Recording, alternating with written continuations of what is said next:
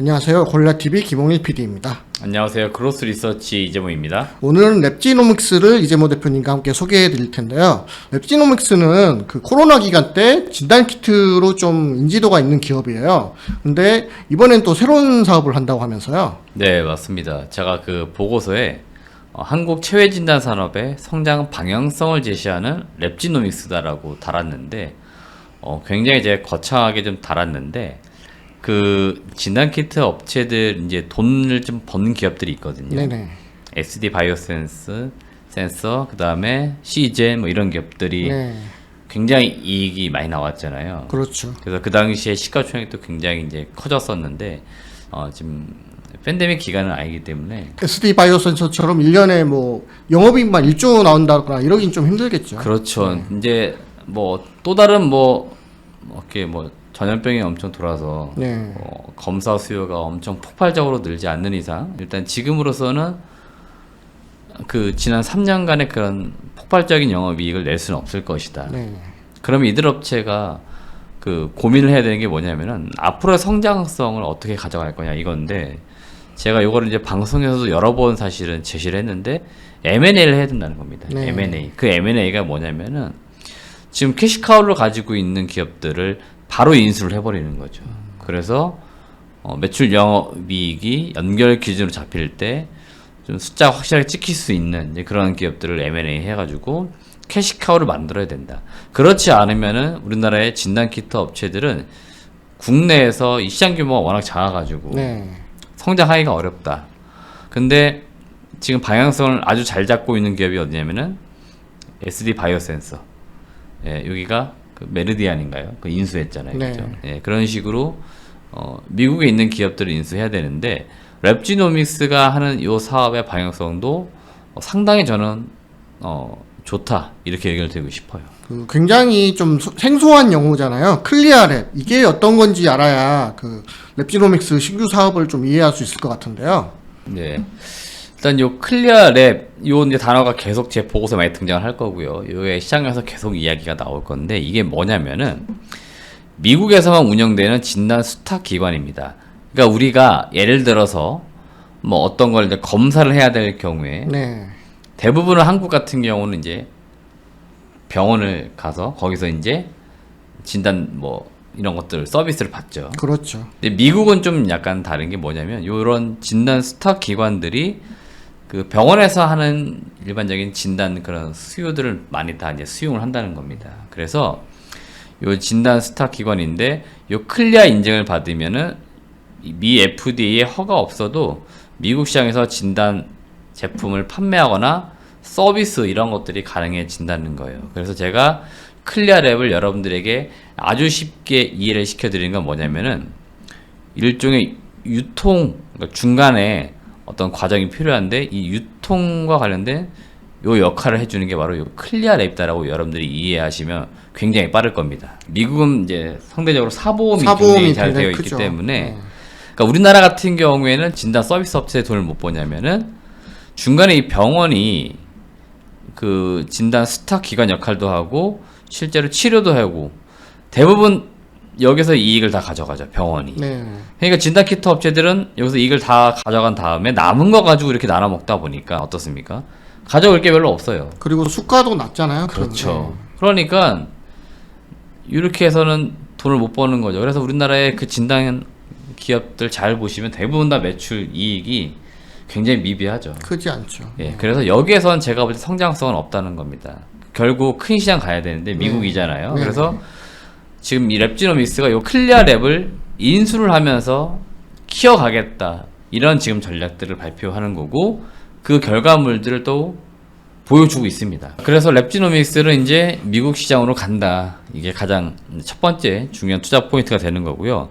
실제로 요 미국 같은 경우에 요 클리어 랩 시장이 대략 한 70조 정도라고 합니다. 네. 예, 그리고 단일 국가 치고는 이제 굉장히 시장 점유율이 높고 크다 이렇게 보시면 됩니다. 이 클리어 랩은 영업이익률 20% 이상을 낼 수 있는 영리 기관입니다. 그러니까 돈을 버는 기업이라고 생각하시면 돼요. 그리고 지금 랩지노믹스가 미국에 있는 클리어랩 33만 개 중에서 사업성 따져가지고 9,300개를 검토했는데 그 중에서 매출 순위로 볼 때 100위권 위로 있는 기업들, 네. 요 기업들을 최종적으로 검토했고 지금 인수 테이블에 6개 정도의 클리어랩을 후보군으로 지금 남겨놓은 상태라고 합니다. 그러니까 뭐 33만 개라면 사실상 전국에 다 퍼져 있는 거고 네. 그렇다면 뭐 좀 비유가 비슷하지는 않을 수 있겠지만 뭐 100위권 안에 있는 병원을 그러니까 상업병원을 인수한 거나 큰 차이가 없겠네요. 그렇죠. 그런 개념입니다. 돈을 버는 영리기관을 좀 인수하려고 하는 거고 이 33만 개 중에서 매출이 안 나오는 그러니까 되게 영세한 그런 클리어랩도 많아요. 그러니까 이런 데를 인수해봤자 의미가 없다는 거고 네. 돈을 벌고 있는 이런 이제 업체들을 찾았다고 보시면 됩니다. 그래서 그 첫 번째 결과물이 나왔습니다. QDX 7월 27일 인수했다라고 공시했습니다. 네. 요거 설명드릴게요. 네, QDX는 2022년도 기준으로 볼 때 매출액이 665억, 영업이익 102억이 나오는 영리기관 클리어랩입니다. 여기를 지금 인수했고요. 코로나 때는 코로나 검사 수요도 있었잖아요. 그렇죠. 그래서 이때 매출액을 이제 700억도 넘기기도 했어요. 그래서 매출과 이익이 나오는 클리어랩을 인수한 거고 앞으로 이런 것들을 한 뭐 2개에서 3개 정도 더 인수하겠다. 이게 지금 회사의 기본적 계획입니다. 네. 그러면은 단순 계산해 보았을 때 영업이익 100억 정도 나오는 클리어랩을 한 3개 정도 더 인수를 했다. 그럼 최소 뭐 한 400억까지도 나올 수 있는 네. 그런 캐시커를 만드는 거죠. 그래서 지금 랩지노믹스가 이런 쪽으로 사업의 방향성을 잡은 거고요.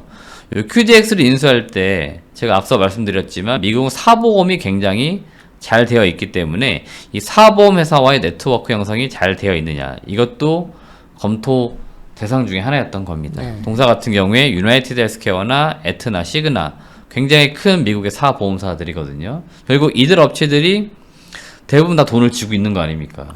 그러니까 이들 업체들, 이 보험사들이 진단 스탁 기관인 클리어랩들에게 돈을 주는 거거든요. 지급하는 거거든요. 결국 이 네트워크가 잘 되어 있는 이 유통망을 확보하는 게 중요한데 지금 랩지노믹스가 QDX 인수하면서 이 유통망을 확보를 했다. 이렇게 네. 보시면 되는 겁니다. 그래서 이 유통망을 앞으로 한 2-3개 더 늘리겠다라고 하는 거고요.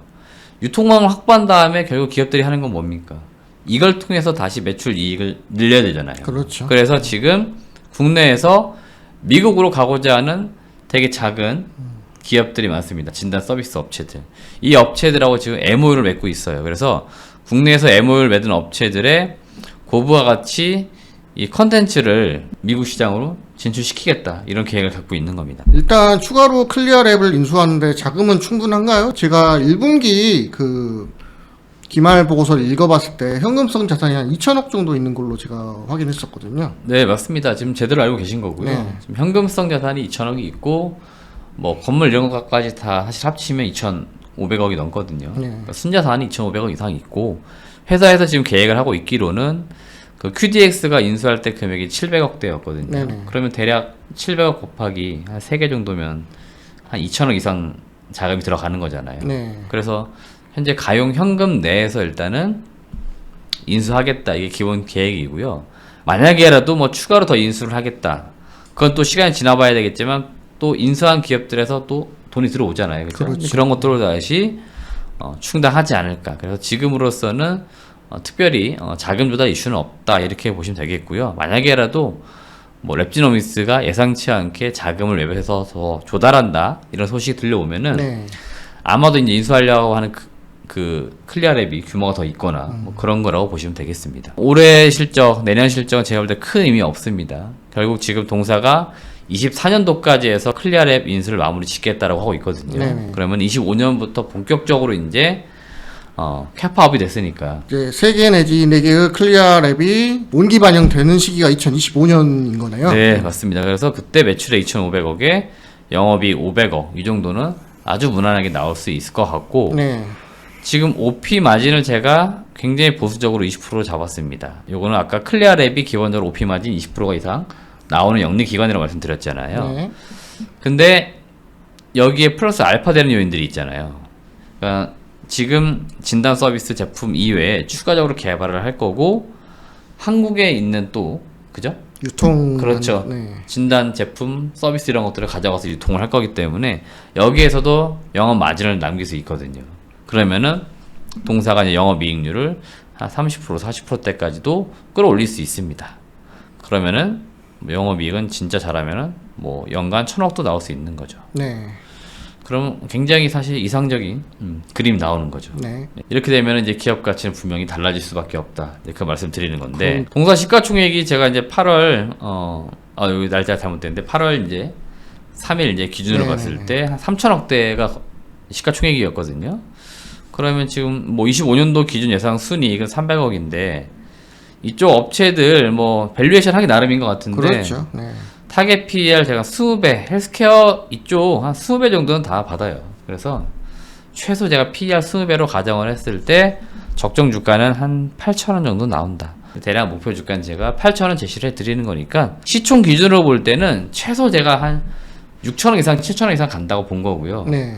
회사에서 지금 목표로 두고 있는 거는 사실 뭐 1조 원 그 이상 보고 있는 겁니다. 그러니까 우리가 캐시카우 잘 만들어가지고 제대로 한번 이 기업 가치를 좀 끌어올리는 거 보여주겠다 이렇게 이야기를 최근에도 많이 하고 있는 겁니다. 그래서 저는 아주 방향성 잘 잡고 있고 제일 중요한 거는 행동을 하고 있다는 겁니다. 무화피라는 사모펀드에서 작년에 인수를 한 거잖아요. 맞습니다. 그때 평균 단가가 11,000원이었으니까 지금 무상증자 한 이후로 감안하면 5,500억 원 정도 되겠네요. 그렇죠. 근데 네. 지금 4,000원대 거래되고 있으니까 네네. 사실 지금 최대 주주보다도 더 싸게 살 수 있는 그런 시점이거든요. 그러겠네요. 네. 지금은 또 무상증자 권리락 된 상태라 좀 주가 변동성이 크잖아요. 최근에 주가 변동이 나오는 거는 또 갑자기 이제 코로나 이제 확진자가 늘고 있잖아요. 그렇죠. 그래서 네. 이제 시장에 지금 유동자금들이 이런 진단키트 업체들에게도 들어오는 그런 분위기입니다. 그래서 변동성은 나오는 건데 제가 볼 때 뭐 대세적으로 이게 올라간다라고 볼 수는 없습니다. 진단키트 그 이슈로. 네네.